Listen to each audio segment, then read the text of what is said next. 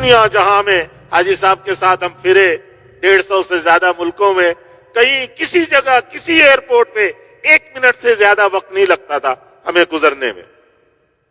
وہی پگڑی، وہی لباس، ہر جگہ ایئرپورٹ پہ ہم سے پوچھتے تھے کچھ لوگ آ کے کہ یہ سفید کپڑے تم لوگوں نے کیوں پہنے ہوئے؟ میں نے کہا کیوں، تمہیں کیا لگتا ہے؟ کہتا بس ہم سب کا دل تمہاری طرف کھنچ رہا ہے. یہ گرو کون ہے؟ یہ بڑے، ہمیں ان کا پاؤں چھونے دو، کوئی کہتا ہمیں ان کا ہاتھ چومنے دو، کوئی کہتا ایک تصویر لینے دو. سنت میں یہ کشش ہے، یہ سنت کی جاذبیت ہے، سنت والی زندگی. ہمارے ایک صاحب اپنے 2 ملازم کے ساتھ ایک ملک میں گئے، وہاں اس ملک میں بڑی تلاشی لیا جاتا تھا ایئرپورٹوں پہ.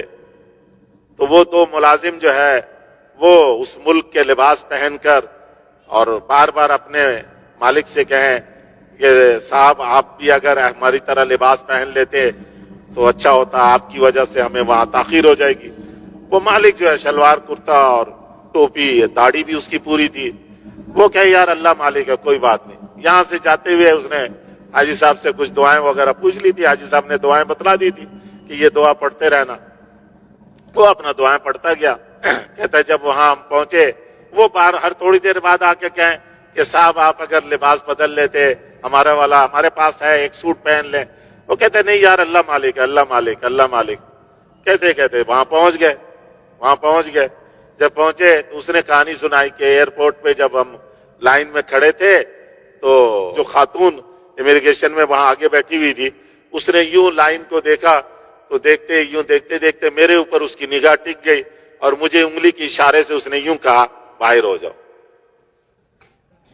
باہر ہو جاؤ. تو اب وہ جو میرے دونوں ساتھی تھے سوٹ والے، وہ ان کے مینیجر تھے اور ان کے پاس نیشنلٹی بھی کسی اور ملک کی تھی، پاکستانی نہیں تھی. اس کے پاس تو پاکستانی. کہنے لگا کہ وہ دونوں بڑے پریشان ہو گئے کہ وہ صاحب کو تو اب لے گئے، پتہ نہیں اب کتنا دیر اوور کریں گے. کہتے مجھے اس نے بلایا اور بلا کر جو ہے آگے اشارہ کیا آگے آ جاؤ. میں سیدھے سارے لائن کو کراس کر کے آگے گیا. اس نے کہا پاسپورٹ لاؤ. میرا پاسپورٹ دیکھا، مجھے دیکھا اور میرے پاسپورٹ پہ فوراً اسٹیمپ لگایا. کہتے جاؤ تم. میں وہاں سے گیا باہر، اپنا سامان جہاں بیگ تھا بیگ لے کر میں 2 منٹ میں باہر آ گیا. اور وہ میرے ساتھی سمجھ رہے ہیں مجھے کہیں لے گئے شاید. انہوں نے دیکھا میرا پاسپورٹ کہ ایک آدمی کے ساتھ مجھے بھیج دیا انہوں نے.